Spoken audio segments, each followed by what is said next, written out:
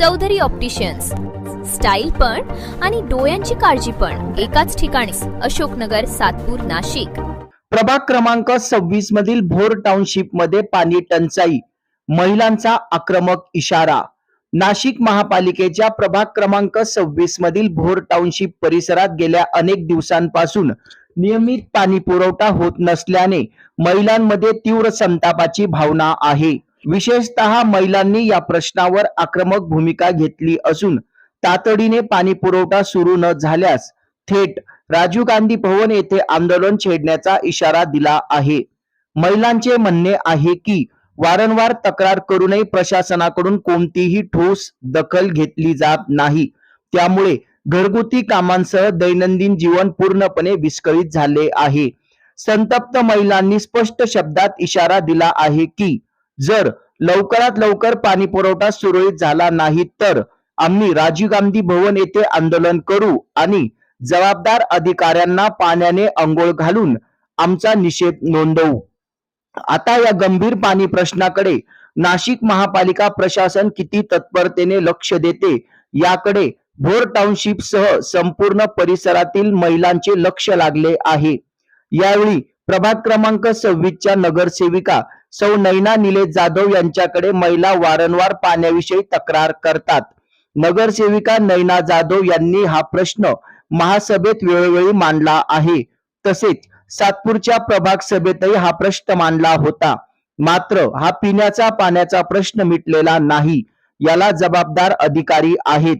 अधिकाऱ्यांनी चांगले नियोजन करावे आणि पाणी नियमित सोडावे, नाहीतर हे आंदोलन मोठ्या प्रमाणात छेडण्यात येईल असा इशारा प्रभाग क्रमांक 26 च्या नगरसेविका सौ नैना निलेश जाधव यांनी दिला आहे.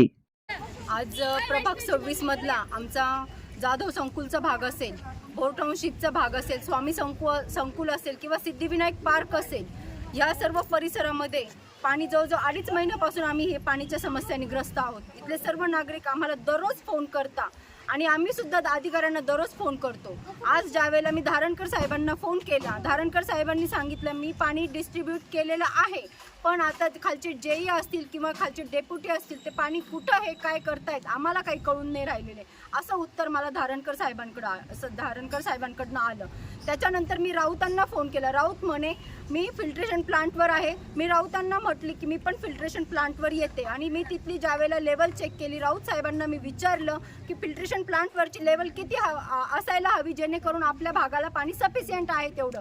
तर त्यांनी सांगितलं 1 MLT पाणी आपल्याला फिल्ट्रेशन प्लांटवर असेल तर आपल्याला पाणी येऊन जाईल. मी ती लेवल मी स्वतः माझ्या डोळ्यांनी चेक केली. तिथं बघितल्यानंतर ती 1 MLT पाण्याची लेवल असताना मी तिथून निघाली आणि नंतर मला जे 12-1 वाजेपासून फोन सुरू झाले का आमच्या भागात पाणी नाही, आमच्या भागात पाणी नाही. मग हे पाणी जातं कुठे हे सुद्धा आम्हाला समजून नाही राहिलेले. मी ज्यावेळेला इथं आल्यानंतर सगळ्यांनी मला बोलावून घेतलं. काही भागामध्ये ड्रेनेजयुक्त पाणी येतंय, काही भागांमध्ये पाणी हा प्रकारच येत नाहीये. दररोज हे लोक टँकरने किती पाणी भरतील हा प्रश्न आज उभा राहिलेला आहे आणि गेल्या 2.5 महिन्यापासून आम्ही या समस्यांना तोंड देत आहोत.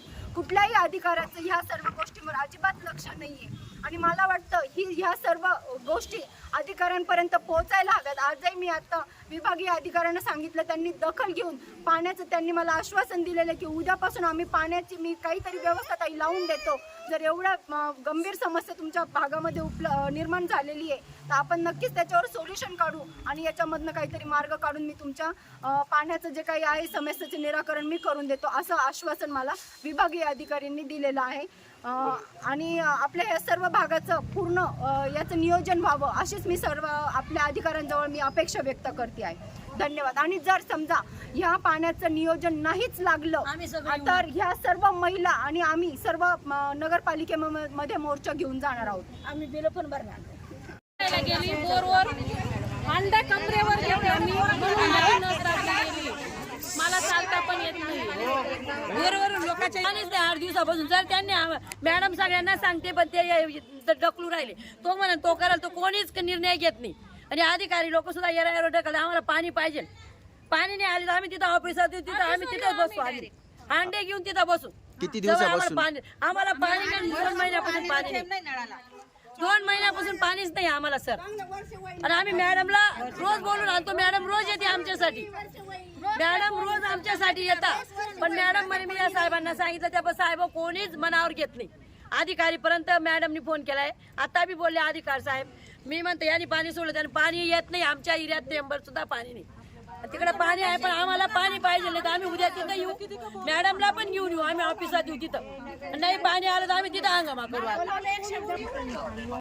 रावच्या 1 नंबरचा कोठाड्या, रावच्या कोठाड्या कोणी नाही, रावच्या 1 नंबरच्या कोठाड्या आहे.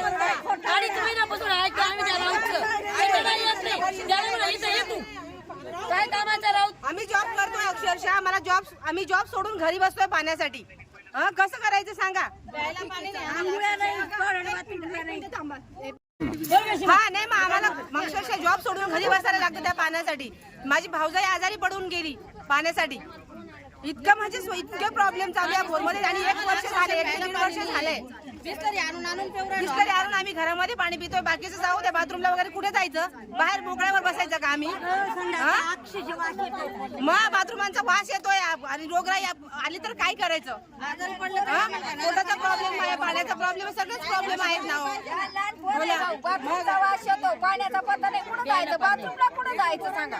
तो पाणी पियायचं तर जाऊ द्या, बिस्लरी विकत आणू, बाथरूमला काय वाटायचं. फॉर्म्युला राहते इथे सर्व टॉयलेटला पाणी नसल्यामुळे पुरुष माणसं, लहान लेकरं सर्व बाथरूमला माझ्या दारासमोर आहे. मला त्याचा त्रास होतो आणि मी केवळ सहन करणार आहे. तुम्ही जर पाणी सर्वांनी जर सोडलं तर हा प्रश्न सॉल्व्ह होऊन जाईल. मी काय केवळ भांडू लोकांशी, लहान मुलं इथं येऊन माझ्या दारात येऊन संडास करतात. मी काय करणार आहे, तुम्हाला मी सर्वांना दाखवते लागलं तर कोणी किती संडास केली किती नाही. मी केवळ भांडू कोणाशी. गल्लीतल्या बायका माझ्याशी कोणी बोलत नाही का, ते मी भांडते. बरोबर. पाणी पण येत आहे पण बारीक पाणी सुद्धा सोडायचं नाही, फुल पाणी सोडलं पाहिजे आम्हाला. जेव्हा बसलं पाणी नाही प्यायला, कुठे जायचं पाण्याला. आता नेहमीच झालंय, नेहमीच आहे, एक दिवस नाही, नेहमीच आहे पाण्याचं, नेहमीवर नाही. आम्ही नगरपालिकेचं बिल भरणार नाही, जेवढी बिल आमची माफ हो. आम्हाला पाणी नाही, काही नाही, आम्ही कुठं जायचं, कसं काय पिकं तुमची बिलं भरायची. खंडीभर बिल देताय आणि वरनं कपात करताय. आम्हाला पाण्याची सोय करा. आता घरात झाला एक टिपूस नाही, सगळं रिकाम पडलंय. आणि बोरवरून पाणी नेलं मी कमरेवर आणि डोक्यावर म्हणून त्रास झालाय मला काय नगरपालिके पैसे नाही आणून देणार आहे माझ्या दवाखान्यासाठी. या चॅनलला आपण शेअर करा, लाईक करा आणि सबस्क्राईब करा. धन्यवाद.